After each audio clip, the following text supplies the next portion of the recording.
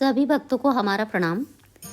जीवन के मूल मंत्र में मैंने जो सीरीज़ शुरू की है उसमें हम छोटे छोटे जीवन जीने के जो तरीके हैं, जो जीवन जीने का एक मूल आधार है, वो हम एक दूसरे से शेयर करते हैं।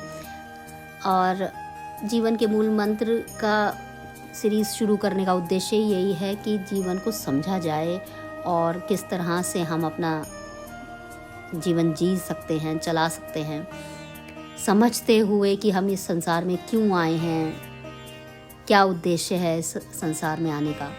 वो सब जीवन के इस मूल मंत्र की सीरीज़ में मैं छोटे छोटे वीडियोस में आप सबके सामने प्रस्तुत करती हूँ। तो आज की जो कथा है, जो आज का विचार है, वो मैं आपके सामने प्रस्तुत कर रही हूँ। भौतिक शरीर रूपी रथ। भौतिक शरीर रूपी रथ भक्तों, भौतिक शरीर जो स्थूल शरीर है, जो हमारा दिखाई देता है सामने, वो भौतिक शरीर है। वास्तव में शास्त्रों में भौतिक इस शरीर को रथ कहा गया है, एक चैरिट कहा गया है। प्रत्येक व्यक्ति इस भौतिक शरीर रूपी रथ पर सवार है, यानी कि जो सोल है, जो आत्मा है, वो इस भौतिक शरीर के अंदर है और उसे चला रही है। मेन कौन है इसमें? आत्मा है, हम स्वयं हैं।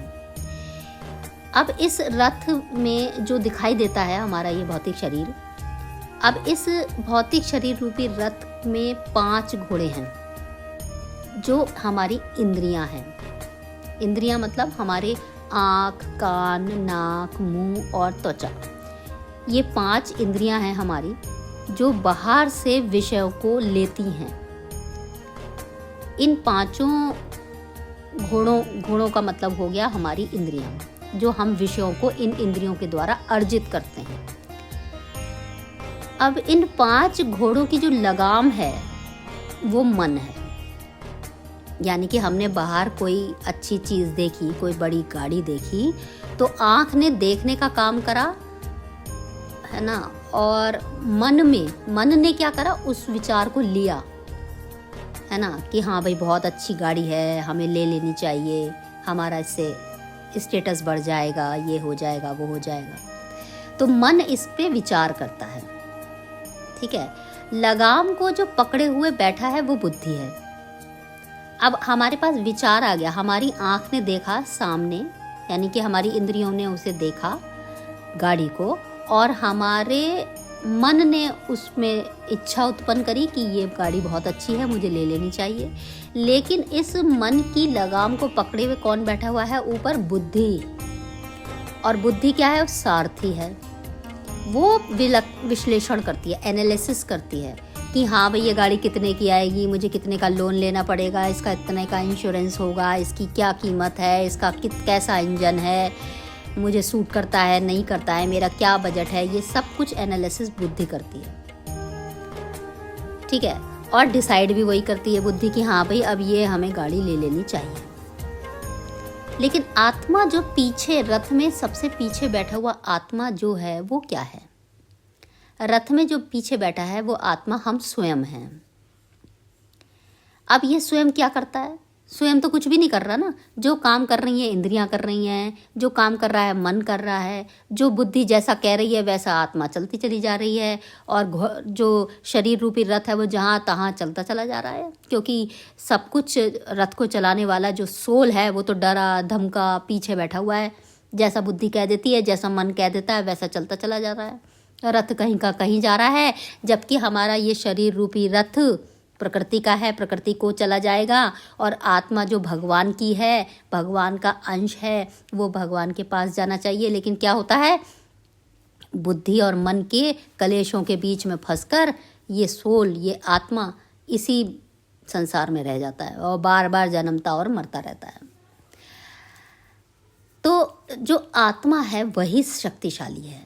अगर वो ही इस इंद्रियों की लगाम को, मन की लगाम को, बुद्धि की लगाम को थाम के बैठे और स्वयं खड़ा हो जाए कि नहीं ये रथ मैं चलाऊंगा, तो फिर आत्मा का ही सब कुछ हो जाएगा और आत्मा अपने स्वधाम को चली जाएगी, अपने रथ को सही दिशा में ले जाएगी।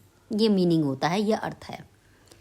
अब ये रथ चलता कैसे? एक उदाहरण से लेते हैं। जैसे जैसे आपको मैंने पहले ही बताया कि एक गाड़ी दिखाई दे गई, आँख ने देखने का काम किया, मन ने विचार किया कार कितनी अच्छी है ना, ये सब हुआ, बुद्धि ने एनालिसिस करी, ठीक है, ये सब हो गया।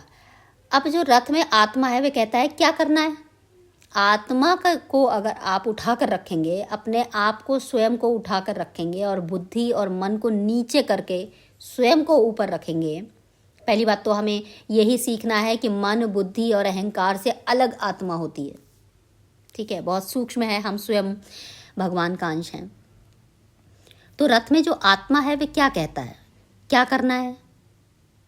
घर में ऑलरेडी एक कार है, अच्छा खासा काम कर रही है, आने जाने का सब काम उससे हो जाता है, काफ़ी है, इतनी बड़ी और दूसरी गाड़ी लेने का क्या मन है। पर उसकी कोई सुन नहीं रहा है, आत्मा की कोई भी नहीं सुन रहा है, ना मन सुन रहा है ना बुद्धि सुन रही है। तो आत्मा क्या होती है, विवश होकर बुद्धि और मन के अनुरूप कार्य करती रहती है और सुख और दुख का अनुभव करती रहती है। अब जो गाड़ी आपने ली है वो एक ऑलरेडी आपके पास खड़ी है जो ठीक है काम कर रही है, लेकिन दूसरी गाड़ी खरीदनी है, हमारा स्टेटस बन जाएगा, ये हो जाएगा, वो हो जाएगा। लेकिन वो जब गाड़ी आपके दरवाजे पर आ जाएगी तो क्या वो आपको सुख देगी? वो कुछ ही टाइम की खुशी ज़रूर दे देगी, सुख नहीं देगी। क्यों? क्योंकि अब उसके चोरी होने का डर होगा, अब उसका इंश्योरेंस कराना है, कहीं एक्सीडेंट हो गया तो भाई उसका इंश्योरेंस कराओ, वो आप भरते रहिए। जो गाड़ी लेने का लोन है वो उसकी उल्टी तलवार आपके सर पे और लटकी हुई है, तो है ना सर दर्द। लेकिन बुद्धि और मन ने क्या करा, आत्मा की आवाज़ ही नहीं सुनी। यानी आत्मा जो है कार खरीदने के लिए हर तरीके का रिस्क उठाता रहता है, सुख और दुख का अनुभव करता रहता है। आखिरकार में क्या होता है, गाड़ी, शरीर बूढ़ा हो जाता है, गाड़ी चलाने लायक नहीं रहता है, गाड़ी दरवाजे पे खड़ी खड़ी बेकार हो जाती है, या फिर कोई दूसरा उसको यूज़ कर लेता है और ले जाता है, और आपके बच्चे उसको जैसा भी चाहें यूज़ करें, है ना। तो आपने अपनी बुद्धि लगाई, अपना इतना मन उसमें खर्च करा, अपना पैसा खर्च करा, समय दिया, नष्ट करा, हुआ क्या अंत में? कुछ ही टाइम क्या उसका सुख मिला, खुशी मिली, और फिर उसके बाद सारे दुख ही दुख हैं।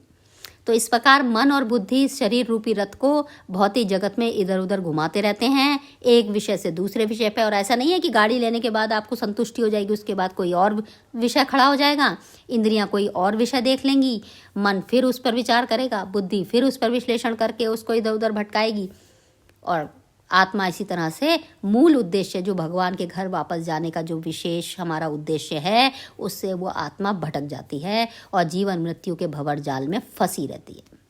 यही जीवन का सार है। तो हमें क्या करना है, मानव जीवन का एकमात्र उद्देश्य भगवत प्राप्ति है और कोई दूसरा है नहीं है, नहीं है, नहीं है।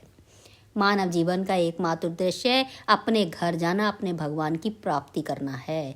शेष सब कर्तव्य हैं, जो भी कुछ आपके आगे आ जाए वो कर्तव्य है, उसे साम दाम दंड भेद जैसा भी हो उसे इस कर्तव्य को पूरा करें, उसमें किसी तरह का मन और बुद्धि ना लगाएं, और अपने स्वयं को आत्मा को भगवान के श्री चरण कमलों में लगाएं। और इसके लिए सबसे बड़ा साधन नाम जप करना, भगवान की कथाओं का श्रवण करना, भगवान के भक्तों की कथाओं का श्रवण करते रहना, कीर्तन करना, नाम जप करना, इसी में ही लगे रहना। अपनी आत्मिक भाव से भगवान के चरणों में पूर्ण समर्पण कर देने से इस संसार में कुछ भी करते रहने पर भी मुक्ति निश्चित है, भगवान को प्राप्त करना निश्चित है।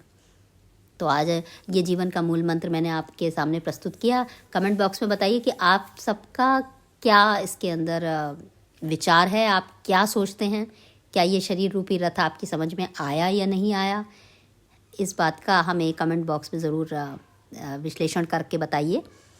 आगे के किसी और विषय पर फिर से एक बार चर्चा करेंगे। तब तक के लिए हरे कृष्ण हरे हरे कृष्ण।